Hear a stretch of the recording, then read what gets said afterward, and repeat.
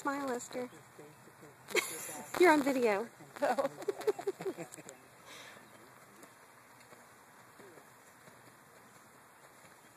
Can you go to the Olympics? Can I go to the Olympics? Yes. I do not have enough money to go to the Olympics. What? You have to pay? Well, there's a big airplane ride.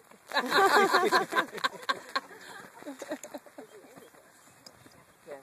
So, That's every little girl's dream. uh-huh.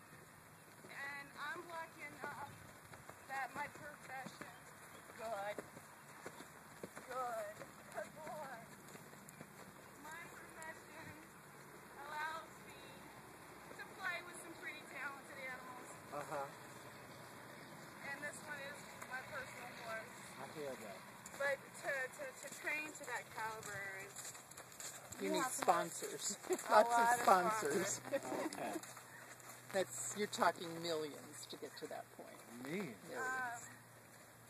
Yeah, millions of dollars. Unless, if I can get him eventually trained to a really high level, USDF and EF might help me out, you never know. Yeah. Because he's got all the vocabulary now. It's just a matter of him getting strong and confident and higher level. It's such a journey. Yeah. It is a huge journey. And I think what I love so much about it, and Debbie will tell you this too, is each horse is so individually unique. Their needs are so different from horse to horse to horse. And, I've been very lucky finding nice, talented horses to ride and have some good help with them, because I take lessons just like people take lessons with me. Yeah. And as we progress, now when he probably gets about 11 or 12, 13 years old, he should be in the international show ring by then. Mm-hmm. So I guess if I save all my pennies, I can go to one horse show a year at that level. Win the lottery. Win the lottery, yeah. Yeah. Clearly he's a very cool horse. He's the most talented thing I've ever ridden or owned. How about the other horses that you have? That's inside? Yeah. I guess he's asking what other horses you have. The brown barn, Yeah. most of those are hunter horses. They jump. That's Dana. She leases that barn in the big house. Okay. I lease the little white barn because I don't want to take care of that many horses. So I have 15 that I take care of, and 5 of them are personal horses. And this is my show horse, my competition horse. And I have clients' horses. I have several. They'll be coming in shortly if you want to meet them. That I show and train. But for dressage, really nothing to that's at this level of quality and just pure gaits. And I make a lot of mistakes, and he's really starting to learn to forgive me. Like sticking my spur in him and then kicking out.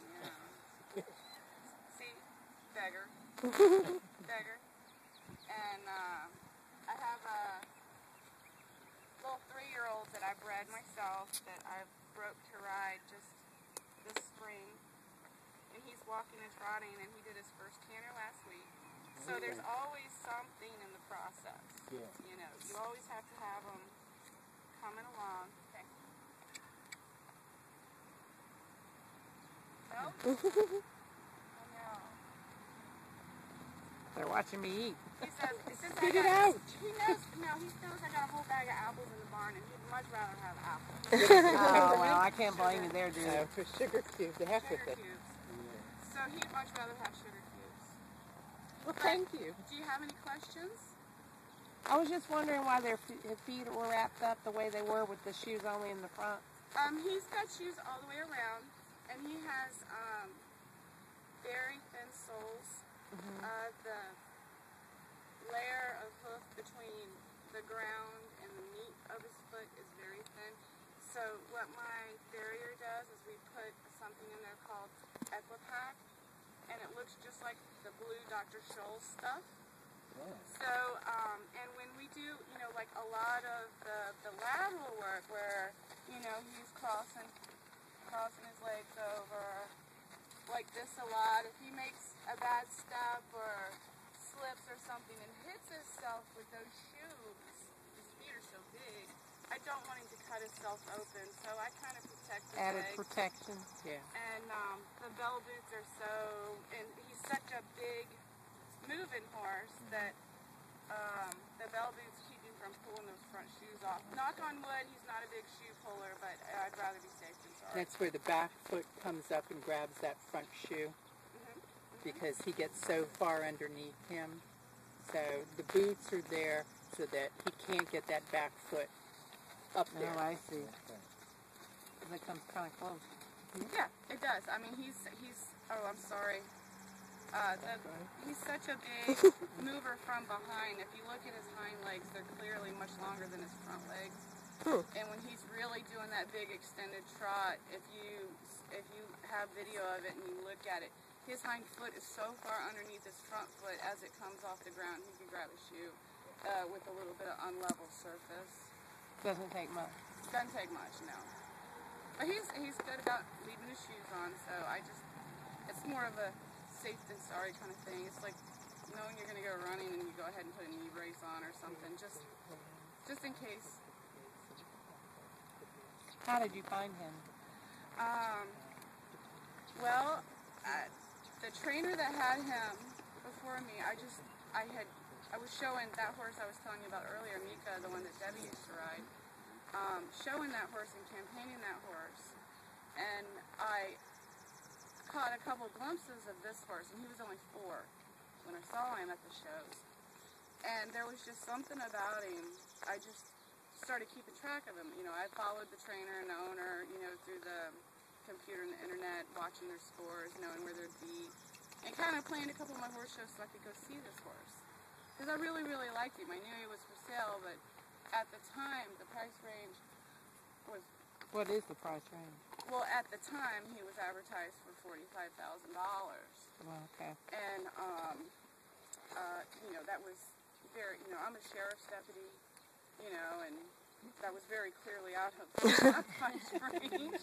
Yeah. At this level now, though, Sandy, what would he be worth? He's a 90,000 horse right now. And if he goes up to PSG?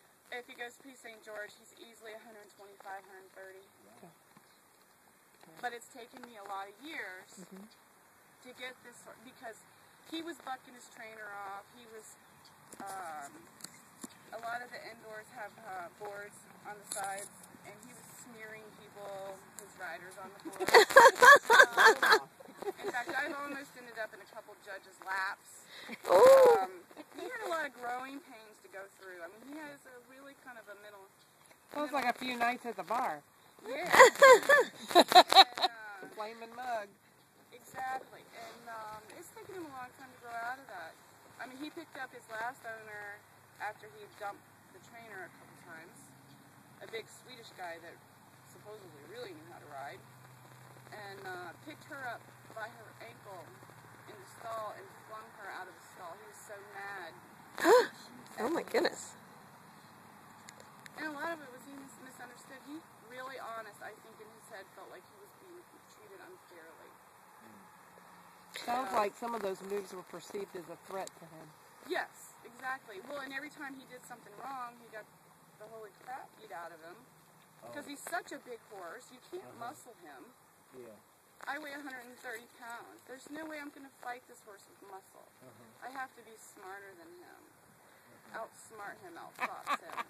Well, that has a lot to do with your job, isn't it? Yes. You know, but it's all I mean, so if you got someone that approaches you, well, yeah, that's 3 times your size. So you were able to afford him just because he got through to an owner that just wanted. Dangerous. They felt he got dangerous. Felt he got dangerous. And In other words, they thought he was a liability. So how much does a horse drop in value in that sense that has, at one time, had so much potential fair market value? I don't feel like I paid a whole lot of money for this horse. I paid $15,000 for him. What a deal. Wow. How much? 15. He's worth 90. Oh, Sandy, you work deals. Nobody else wanted him. Wow. The picture of you and Mika. So because he was a bad boy, Because he was a you bad got to boy. get him for a value. Yeah, I sold my pre-St. George horse and banked some money for a while. I put a big down payment on that truck, and I banked some money. And I was looking for a younger horse to kind of bring along. And honestly, he's put me in the hospital 3 times. Really? He's separated my shoulder. He's broken both my hands. I don't even want to talk about the kicking and biting and stitches. So, and some of it was my fault. Pushed him too quick, you know. But there comes a point where you have to get past it. You know?